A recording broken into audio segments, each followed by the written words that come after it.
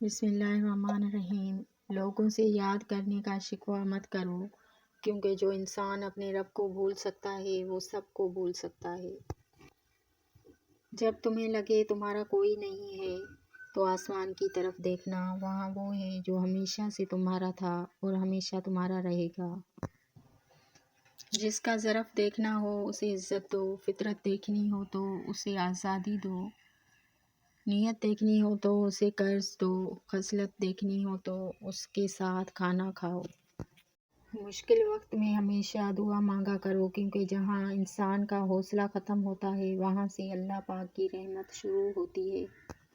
جو بہت اچھا لگے اسے بہت کم ملا کرو، جو انتہا سے زیادہ اچھا لگے اسے صرف دیکھا کرو، اور جو دل میں سما جائے اسے صرف یاد کیا کرو، کیونکہ جو جتنا قریب ہوتا ہے دنیا اسے اتنا ہی دور کر دیتی ہے۔ زندگی کی اصل خوبصورتی یہ نہیں کہ تم کتنے خوش ہو، بلکہ زندگی کی اصل خوبصورتی یہ ہے کہ دوسرے آپ سے کتنے خوش ہیں۔ جب تم نے کسی سے محبت کی ہے تو اس سے ذرا برابر بھی محبت مت مانگو، کیونکہ تم نے محبت کی ہے، تجارت نہیں۔ معاف ہر بار کرو مگر اعتبار ایک بار ہی کرو۔